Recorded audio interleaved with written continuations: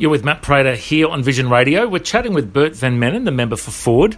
We've just had a great lunch with Prime Minister Scott Morrison, Senator Michaelia Cash, and Senator Amanda Stoker has been here as well. It's been wonderful to hear some inspiring speeches. Now, Bert, firstly, tell us a little bit about how long you've been involved in your role here in federal politics. Well, hi, Matt, and to all the listeners, and thank you for coming down today. I've been in federal politics since 2010, got elected in August 2010, so a bit over 8 years. Love the job. It's a fantastic honour to represent a community I grew up in. Now, as a fellow Christian, you must be just stoked that we have a evangelical, Pentecostal Prime Minister now who prays for Australia. Apparently he's prayed twice recently publicly, and it's rained both times. That's a good sign, don't you think? It's a very good sign, but more importantly, Matt, and this is what I think we've been lacking for a period of time, is the character of the person. I'm very blessed to be able to call the Prime Minister a good friend, and we've developed that friendship over the past 8 years. But it's the character of the person. What you see is what you get. And that's what I think is where he's connecting with people, is that there's not the airs and graces. He says it how it is, and he means what he says. He shared in his speech today about how he had a meeting with you and Michaelia Cash here many years ago, and some dreams were birthed about youth unemployment. Tell us a bit about that.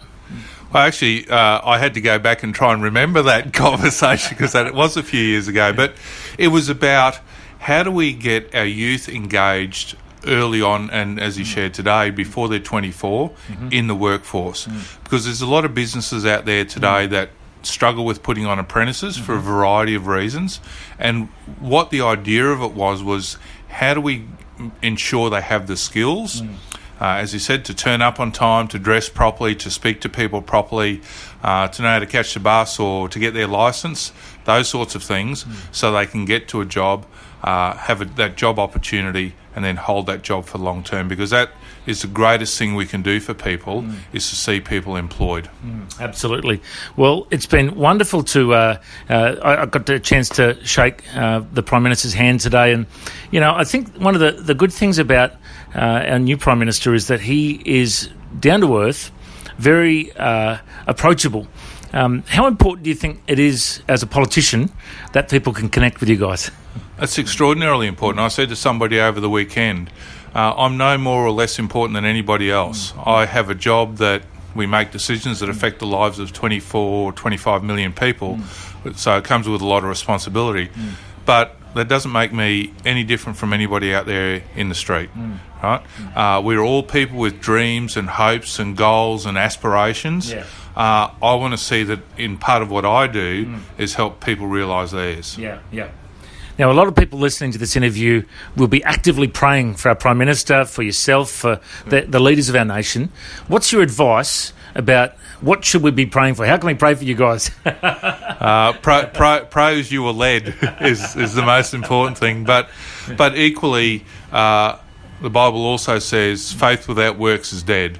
So you've got to get involved and be part of the process. Go and catch up with your local member, have coffee with him, have it or her. Have a chat to them. Just again, be yourself, but be part of the process, and that's vitally important in this day and age. Because the other side of politics, who wants to see Christianity removed from the public square, have no qualms about making their views and thoughts known. But we need Christians to stand up and be counted and be involved in the process. So, on that topic, what do you think about religious freedom in our nation? Do you think it's under threat? Look, potentially down the track, not immediately, but we have to ensure that we protect our religious freedoms. And it's more so, or less about religion per se, in my view, but more importantly about people's freedoms to worship and believe what they feel led to believe. And we know from the history of our country and the history of broader Western civilization that when it comes down to the tin tax and things need to be repaired and done properly, it's those Judeo-Christian values as outlined in the gospel that stand the test of time every day for people, whether they are believing Christians or for people who have no faith but apply those principles anyway. It allows them to lead the best life that they can lead. That's wonderful. And Matt, I know you've got to go in a moment, but just give us a bit of a snapshot of, there are a number of Christians in politics that get together and have Bible studies. Tell us a bit about what you guys do. Well, the important thing for us to get together and spend some time in fellowship is to reinforce that and to support each other. And that's critically important in the role that we do. We can get very busy with all manner of other things, but it's important that we take that time out, spend that time together. We have a wonderful pastor come down from Sydney and spend time with us as well. But equally, when we're back in our electorates, that we have time with at our local church or wherever we go to worship, and friends and family as well, and that's always a difficult balancing act, we don't always get it right. But it is really, really important that we retain our focus on Jesus Christ and on God, because it's those things that sustain us. Yeah. And I just heard that you've been visiting Peter Pilt's church around this part of the neck of the woods. Yeah. Surely you could find a better pastor than him, don't you think? Peter's fantastic, other than the fact he beat me at the go-kart event the other day. So I've got to do a bit of work on my go-karting skills. He's a good guy. Good on you, Bert. Thanks for your time. No, thanks, Matt.